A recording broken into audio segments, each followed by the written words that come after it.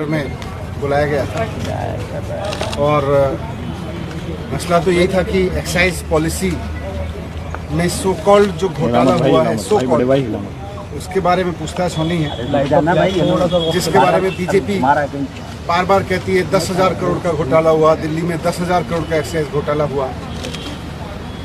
लेकिन आज मैंने सीबीआई में जाके देखा,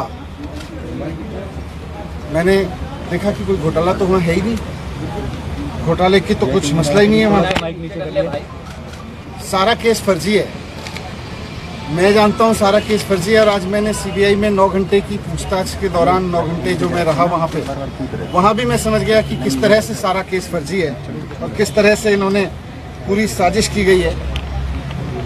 आज मुझे समझ में आया कि इन्होंने सीबीआई में केस किसी घोटाले की जांच के लिए नहीं करा रखा, इन्होंने सीबीआई में जो मेरे खिलाफ केस करा रखा है वो दिल्ली में एक्चुअली ऑपरेशन लोटस को कामयाब करने के लिए करा रखा है।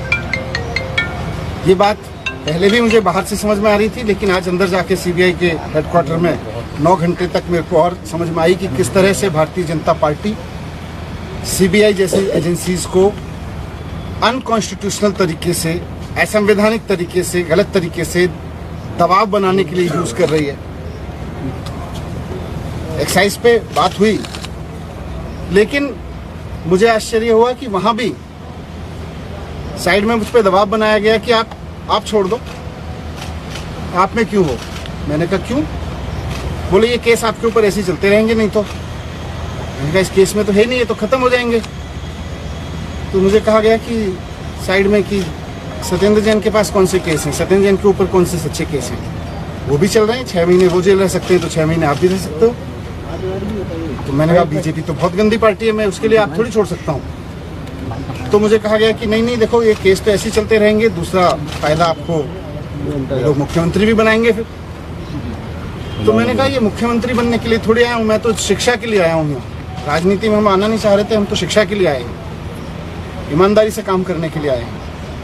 फिर मैंने साफ साफ बोल दिया कि भैया मुझको तो खुशी मिलती है जब दिल्ली के रिक्शे वाले का बच्चा इंजीनियर बनता है, उसमें जो खुशी मिलती है मुझे सीएम बन के खुशी नहीं मिलती, सीएम बनने के बारे में सोच के खुशी नहीं मिलती। एक दिल्ली की मेड की बच्ची जब डॉक्टर बनती है तो मुझे खुशी मिलती है।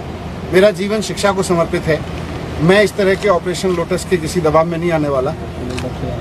इनको जो करना है करें, पूरा केस फर्जी है, कहीं दूर से दूर तक कोई सच्चाई नहीं है उसमें, कोई 1 करोड़ का 1 रुपए का कहीं कोई घोटाला नहीं हुआ। ये बीजेपी वाले कहते रहे और दबाव बनाते रहे 10,000 करोड़ का घोटाला हुआ है, कोई घोटाला नहीं हुआ। आज मुझे वहां से भी समझ में आ गया।